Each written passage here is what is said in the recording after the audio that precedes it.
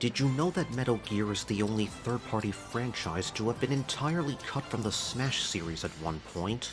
Brawl was the first Smash game to have playable third-party fighters. It gave us Solid Snake from Metal Gear and Sonic the Hedgehog. Then Smash 3DS and Wii U came around and Sonic returned, but Snake was nowhere to be found. In fact, all traces of the Metal Gear franchise were gone from Smash 4. Snake was also the only cut fighter from Brawl who did not get a trophy in Smash 4.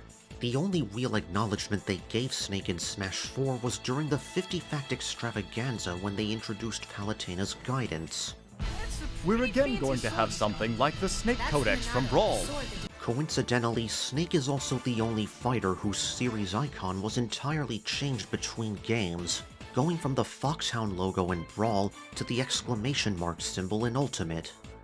Did you know that Roy from Fire Emblem is the only fighter to debut as a video game character in Smash before his actual home series? Roy comes from Fire Emblem The Binding Blade, a Game Boy Advance title which never saw an American release of any kind. Binding Blade was released in Japan on March 29, 2002. Smash Bros. Melee was released in Japan 4 months earlier. Binding Blade was supposed to release first, but it was delayed into 2002. Sakurai was not aware of the release date situation during Melee's development. He included Roy as a clone of Mart since Binding Blade was in development at the same time as Melee. Mart and Roy's inclusion in Melee would lead to Fire Emblem starting to be localized outside Japan, beginning with a prequel to Binding Blade called Blazing Blade, which became simply Fire Emblem in America. Did you know the Ice Climbers are the only first-party fighters who are the sole playable reps of their franchise to be cut from Smash? Smash 3DS was the first ever handheld Smash title, but with this newfound convenience in taking Smash on the go, there were trade-offs to be made. One of the biggest sacrifices was the Ice Climbers. The 3DS's limited processing power stopped them from working at all. Sakurai has said, the 3DS was already being pushed to its limit, and I couldn't get them to work no matter how hard I tried, so I gave up on them. I removed as many joints as I possibly could, and even when I removed certain effects like gravity, they still wouldn't work. The Ice Climbers were fully functional on the Wii U, but Sakurai wanted to keep the playable roster identical between both versions, so they were cut from the game entirely.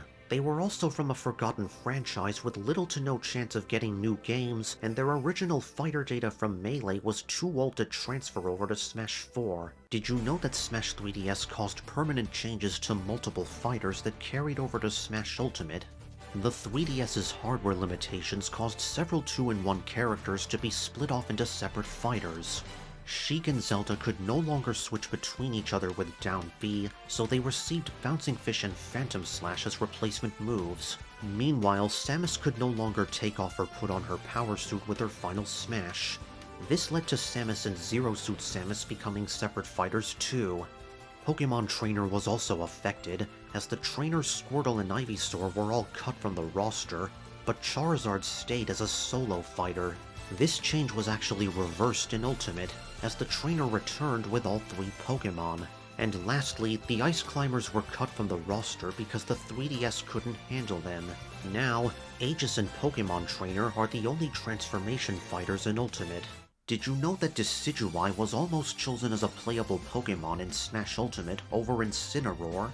When Smash Ultimate's initial project plan was finalized back in December 2015, most of the base game's new fighters were already chosen before development started. Except for Incineroar.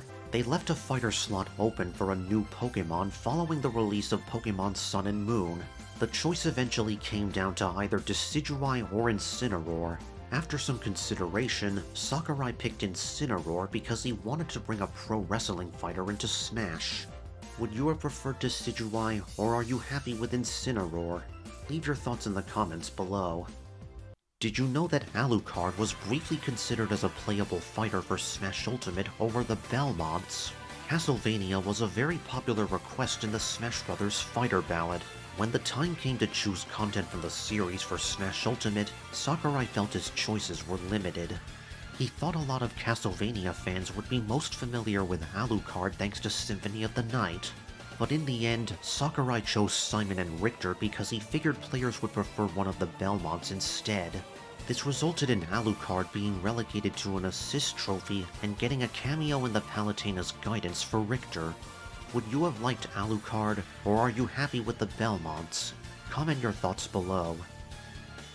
Did you know that Greninja was chosen as a playable Pokemon in Smash 4 well before Pokemon X and Y were released?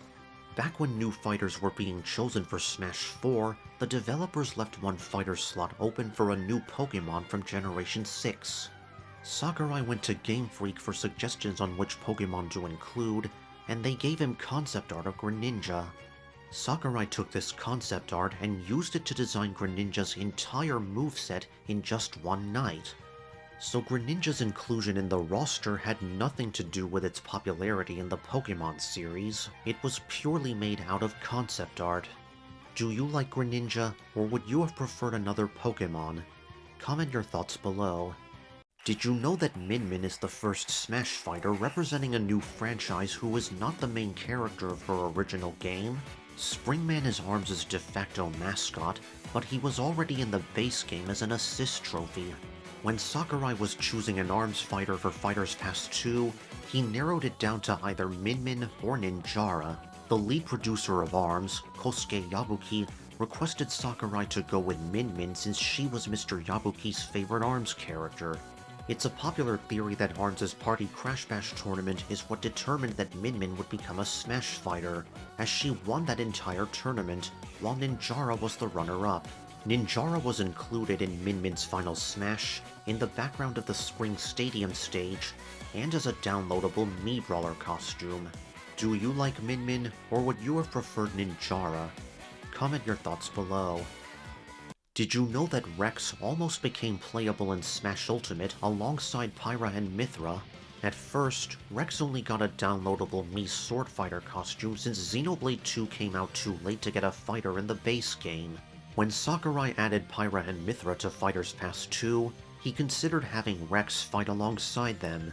But this idea was scrapped because the Ice Climbers were already causing difficulties in modes like 8-player Smash, even though their character models are much simpler compared to Rex and the Aegis. The developers also found it impossible to get Rex and Pyra to move at the same time, as well as to have Rex as the main fighter with Pyra behind him. This led to Rex being relegated to a support role for Pyra and Mythra, as he shows up in their on-screen appearances, both of their final smashes, their up taunts, and several of their victory screens. Would you have liked Rex, or are you satisfied with the Aegis? Comment your thoughts below. Did you know that Heihachi was almost chosen as a playable fighter in Smash Ultimate over Kazuya? When Nintendo requested a Tekken fighter for Smash Ultimate, Sakurai briefly considered putting Heihachi in the game, but he chose Kazuya instead because of one key factor, the Devil Gene. It allows Kazuya to summon the power of the Devil and gain access to a larger pool of supernatural attacks. Sakurai thought that Kazuya would work well if they made all his normal attacks just like Tekken, while assigning the Devil Gene to his special moves, smash attacks, and double jump. Since Heihachi does not have the Devil Gene, his moveset would be much more limited compared to Kazuya. So Heihachi got a Mii Brawler costume and a cameo appearance on the Mishima Dojo stage instead. Would you have liked Heihachi, or are you satisfied with Kazuya? Comment your thoughts below.